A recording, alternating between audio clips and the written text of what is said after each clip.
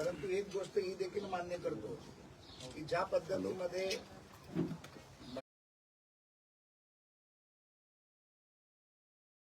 मराठा समाजाच्या आरक्षणासाठी 1981 पासूनचा लढा जो सुरू झाला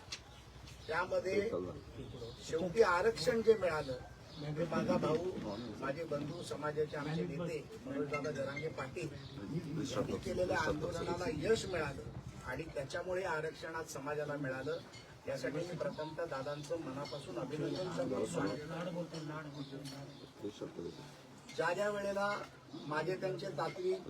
मतभेद झाले त्यांनी माझ्यावरती हात पकाड केली नाही केली असेल पण ज्या वेळेला माझं तात्विक काय करतो की राज्याचे सन्माननीय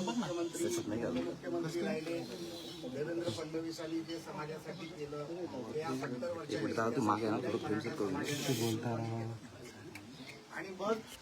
कुठला तरी गैरसमजातून काही विषय निघाले असतील तर मी दादांना प्रत्येक वेळेला तीच विनंती केली की देवेंद्र फडणवीसांना पण कधीतरी तुम्ही समजून घेतलं पाहिजे आणि त्यांनी काय केलं हे तुम्ही समजलं पाहिजे. आणि मला वाटतं की काल परवाच्या त्यांच्या प्रेसमध्ये देखील त्यांनी खरोखरच देवेंद्रजींचं मनापासून अभिनंदन देखील केलं. एकनाथ शिंदे साहेब असतील त्यांनी देखील या समाजासाठी अनेक गोष्टी केल्या आणि आता ज्या वेळेला दादांनी पुन्हा एकदा आंदोलनाची हे केलं पुकारलं त्यावेळेला मी मीडियाच्या माध्यमातून दादांना आव्हान केलं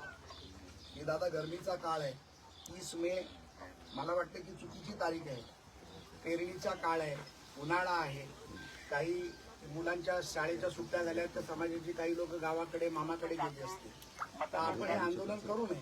आणि त्यावेळेला काही मी आकडेवारी देखील सरकारने काय केलं हे मी दादांसाठी घेऊन आलो दादांना ते माहितीच असेल पण परंतु त्याच्यानंतर देखील गंगाधरजीकडनं मला काही गोष्टी आल्या की ह्या 7-8 गोष्टी आतापर्यंत झाल्या नाहीत आणि त्या व्हायला पाहिजे. आणि दादानी मला आवाहन केलं की प्रसाद भाऊनी मला माझा भाऊ म्हटलंय समाजाचा एक कार्यकर्ता म्हटलंय मी आज इथे कुठल्याही कॅपॅसिटीमध्ये आमदार म्हणून नेता म्हणून आलो नाही तर मी एक समाजाचा सर्वसामान्य घरातला मुंबईमध्ये परळसारख्या भागात वडील कामगार असलेला कार्यकर्ता आज पक्षामध्ये समाजामध्ये व्यवसायामध्ये प्रतिष्ठेमध्ये सामाजिक कार्यकर्त्यामध्ये स्वतःचं नाव कमवलेला एक कार्यकर्ता